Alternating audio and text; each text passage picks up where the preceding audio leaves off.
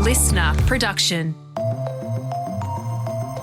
Hi, it's Tara Cassidy with you, filling in for Natasha Belling, and welcome to the afternoon edition of The Briefing.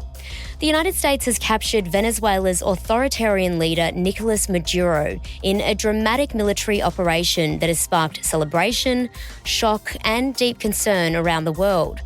But what does this mean for the people of Venezuela? We unpack how the operation's been perceived and speak with a Venezuelan-born journalist about whether it sets a precedent for geopolitical tensions, as well as what could come next. But first, let's check the afternoon headlines. It's Monday, the 5th of January. Tensions over Greenland are rising after US President Donald Trump said the United States absolutely needs the territory. Denmark's Prime Minister has urged Trump to stop making such remarks, insisting the US has no right to annex Greenland, which is part of the Danish kingdom. Speaking to The Atlantic magazine over the weekend, Trump cited the NATO island's strategic importance in the Arctic. The comments follow an online post by a key Trump ally depicting a map of Greenland in the colours of the US flag with the caption, "Soon." Hundreds of mourners have paid tribute to the 40 people who died in a New Year's Eve bar fire in Switzerland. Police have now identified all of the victims, including Swiss, French, Italian, Romanian and Turkish citizens, the youngest just 14. The blaze, which erupted around 1:30 a.m. on New Year's Day, injured more than 100 people, including an Australian. Authorities say the fire began when staff set off sparklers on bottles inside the bar, igniting soundproofing materials on the ceiling. Swiss prosecutors have opened a criminal investigation, with the bar's owners suspected of negligence. And Australian Sarah Snook has won Best Actress in a limited series or movie made for television at the Critics Choice Awards. She took out the title for her role in the hit thriller It's All Her Fault, with the series also coming runner-up to Adolescence, which won Best Limited Series. Fellow Aussie Jacob Elordi took out the Best Supporting Actor for his role in Frankenstein. Now it's time to get into our deep dive on the United States seizure of Venezuelan authoritarian leader Nicolás Maduro. It follows months of escalating tensions between the Trump administration and Maduro's regime, with the US president ordering a military attack on the Venezuelan capital on Saturday before Maduro was arrested by US forces. He's since been taken to New York, where he's now awaiting a court appearance on drugs and weapons-related charges. President Trump has vowed that the US will run Venezuela until there can be a safe leadership transition. But his intervention has sparked mixed reactions across the globe, with many celebrating Maduro's removal. Meanwhile, questions have also been raised about the legality of his capture and whether the Trump administration's true motive lies within Venezuela's rich oil reserves. Here to unpack this with us today is senior listener journalist Claudianna Blanco. Claudianna, you were born and raised in Venezuela. You lived there until you left as an adult. How did you react when you heard about the US capture of Nicolás Maduro? It was totally shocking, even though all Venezuelans were expecting some sort of US action, given there were the months of military buildup in the Caribbean, and of course, all of Trump's warnings. To actually see your home city bombed, I can't describe the shock of that. It's harrowing, it's horrifying, it's so stressful. And of course, my first reaction was to call family and loved ones in Venezuela, make sure that they were safe, and I guess go over some of the security and safety precautions that they could take during the attack and for the next following days. The concept of the US coming in and bombing a Latin American capital, that is quite horrifying, even for those Venezuelans who are pleased and even overjoyed to see Nicolás Maduro and the First Lady, Cilia Flores, handcuffed and brought to justice. And we've seen images of Venezuelans here in Australia and across the world celebrating Maduro's capture. What does this mean for them, and how do Venezuelans in Australia view the US approach? There are certainly many mixed feelings here. This is a very complex situation, and it's a historic junction in the decades of Venezuelan civil society's struggle for democracy and human rights. Most Venezuelans in Australia support the idea of Maduro either being removed from power or being brought to justice. Keep in mind that these are two separate things, even though they're related. You have to understand that the Maduro administration has been a disaster for Venezuela. His government's rampant corruption and the abysmal economic mismanagement have led to years of hyperinflation and also a complex humanitarian crisis.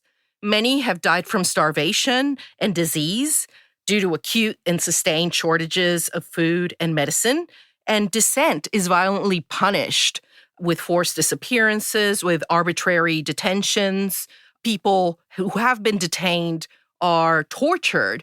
There's been cases of children even tortured and sexually abused, extrajudicial killings. I mean, you name it, it's pretty dire. And he and his government have even been found to be credibly engaged in crimes against humanity, and they're even being investigated in the international court. All this situation has led to a mass-scale migration, one of the worst migration crises in the world and the region. Some 8 million Venezuelans have fled. That's roughly between 20 and 25% of the population, and that 8 million figure is considered to be somewhat conservative. For those who support the removal of Maduro, do so out of desperation and hope for change. A significant majority of the Venezuelan civil society feel that they've tried every single avenue possible to restore democracy and have failed every time. We're talking about civilians engaging in years of peaceful protests, strikes, civil disobedience, and even riots.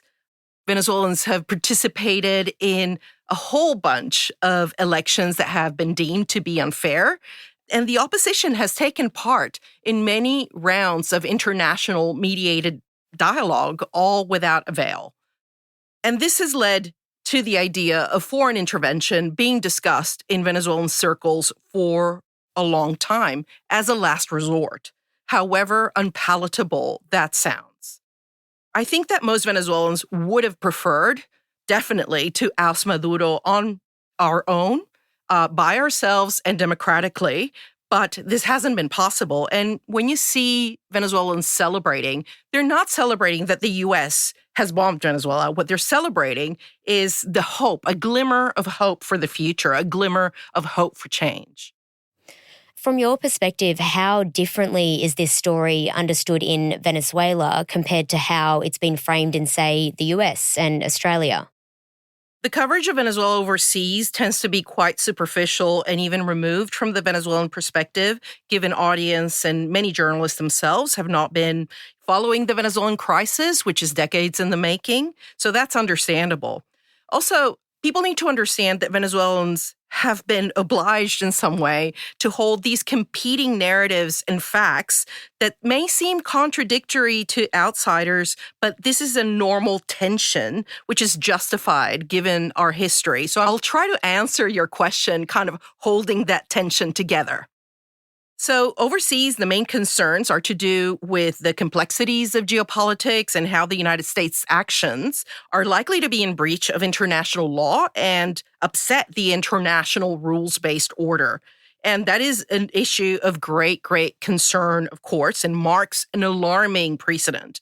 Like, there are big questions about the legitimacy of U.S. action and where that action may lead. So, for example, countries like Russia and China can see what the U.S. have done and think, well, there's nothing wrong with invading Ukraine, or, how about we move in on Taiwan now?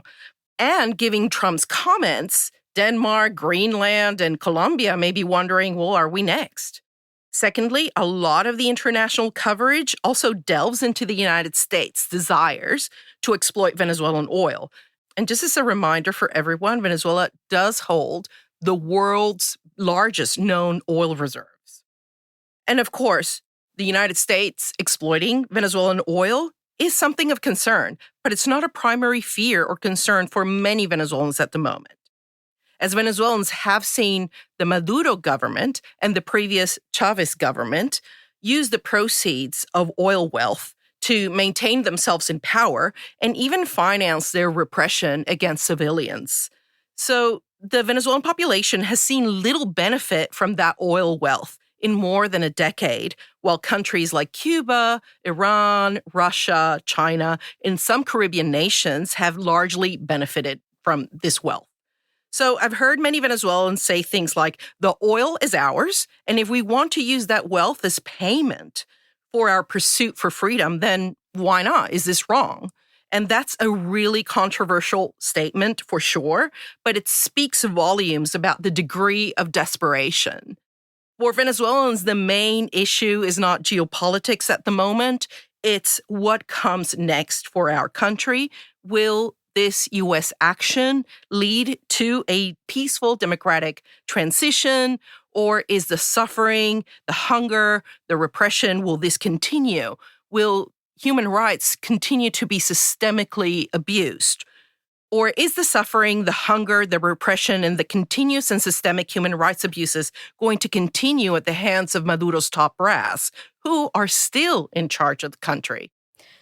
The US has a long history of meddling in Central and South American affairs, even enacting regime change and supporting authoritarian governments in countries. Think Chile in the 1970s, financing and training death squads in Central America in the 1980s, and Panama in 1989. Does that give you any insight into what could happen next? Notwithstanding what I already explained, I think there is currently a lot of apprehension following Trump's comments during his press conference on Saturday about the U.S., quote-unquote, running Venezuela and working together with Maduro's vice president, Delcy Rodriguez, who will be sworn in as president tomorrow morning, local time. At the same time, the U.S. seemed to have sidelined the leader of the Venezuelan opposition, Maria Corina Machado, who was awarded with the Nobel Peace Prize at the end of last year. So just as a reminder, Maria Corina Machado was barred to run in the 2024 presidential election, and it's widely believed that her proxy candidate, Edmundo Gonzalez, is the rightful winner of that election. So a significant number of Venezuelans question why Trump said that she didn't have the necessary support to lead and instead chose to work with Delcy Rodriguez, the vice president, instead. So make no mistake, many Venezuelans do not necessarily fully trust the United States, and many certainly do not trust Delcy Rodriguez. It's important to understand that the U.S. only removed Maduro and the First Lady. The governing top brass all remain in Venezuela. They're all still in power, and they're hostile to the United States. So many have been left wondering what happens next. There are definitely way more questions at this time than certainties. Claudianna, really appreciate your insight today. Thanks so much for joining me on The Briefing. Thanks for having me.